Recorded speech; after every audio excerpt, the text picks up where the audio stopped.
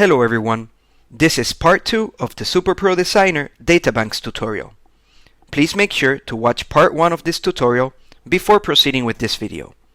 Also, remember to visit our website www.intelligent.com where you can download an evaluation version of the tool. In part 1 of this tutorial, I gave an overview of the different types of databanks that are available, and I also discussed them in more detail.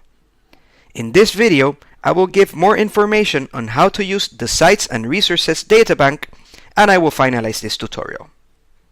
Let's now begin by discussing the Sites and Resources databanks in more detail. If you create a site within the database, then you can utilize that site within a model by allocating your process to that site. Allocation is done a section at a time. If you are still not familiar with sections, please watch the cost analysis tutorial where they are discussed in more detail, or study Chapter 8 of the SuperPro Designer manual. In this example, there are 4 different sections. These include product synthesis, isolation and purification, final purification, and crystallization and drying. Furthermore, the different sections have been divided into color. As you can see here, the product synthesis is in green, while the isolation and purification is in blue. To allocate a section, you need to click on the Edit Sections Resources button. Through this dialog, you can select the option Allocate to a database site, and from the drop-down list, you can select the site to which you want to allocate this section. For this example, let's say that we want to allocate this section to Suite A. So we select it from the list, and then click OK. If a piece of equipment is shared between the different sections, a message like this appears which states that in order for equipment sharing to remain valid, you need to also allocate the other sections to that site. Let's press yes to allow the program to do this. If we now have a look at the different sections, you'll see that they have been allocated to Suite A. Besides allocating sections, you can also allocate resources, such as equipment, available within the site databank to the process. To allocate equipment, for example, you need to click on the Allocate Sections Resources button, and through the Equipment tab, you can allocate equipment that is compatible to those defined within the databank. In this case, for example, we can allocate Reactor 101, R101, to Vessel 101 by selecting it from the list, and then clicking on the Allocate button. Next, click OK to exit this dialog. Notice now that the program displays with the equipment name that comes from the database to state that the equipment has been allocated. Furthermore, if we right-click on the equipment and select Equipment Data, you can see that we can no longer choose between Design and Rating mode. Also, the information regarding the dimensions and size of the vessel come from the database because now the assumption is that we use an existing piece of equipment of a specific size. In addition, information related to cost also comes from the databank. Besides allocating equipment, you can also allocate other resources to your file. You can do this by again bringing up the Allocate Resources dialog,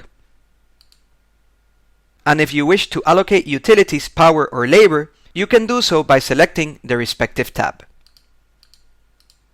Allocating the various resources is done in the same way. On the left-hand side of the dialog, you have the resource belonging to your process, and on the right-hand side, you have those that come from the database. To allocate, you select the resources of interest in both areas, and then you press on the Allocate button. And as I just mentioned, all other resources are done in the same way.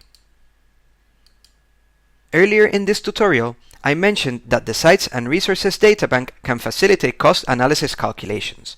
In general, when you allocate a section to a site, the various cost-affecting parameters from the site are allocated to the section. If we, for example, bring up the cost calculation parameters of the section by clicking on this button, you'll see that the various parameters are grayed out as they come from the database. Nevertheless, you're also allowed to override the site data, and that can be done by unchecking this option. In this way, you can edit these parameters directly through this dialog. Therefore, by allocating the process to a site databank, it gains access to the resources and the assets of that site. In conclusion, using the site's databank can be beneficial for various purposes. One of them is that it can facilitate technology transfer and process fitting for multi-product facilities. For example, if you're transferring a newly developed product to an existing facility by using the site's databank, you can see which equipment is available in the facility that fits your purpose. Then, after you have carried out allocation of the various resources, you'll be imposing several constraints to your process, which are a result of what you have available in your facility. Batch size, for example, may be affected due to these extra constraints. Some of this can be seen through the throughput analysis charts, which can be generated through charts, throughput analysis, and then utilization factors.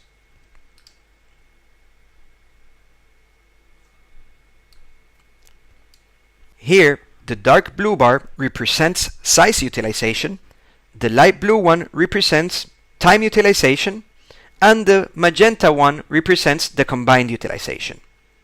Therefore, by looking at the dark blue bar, you can get an idea of the size utilization of the various pieces of equipment, and the one that has the highest utilization will limit the batch size.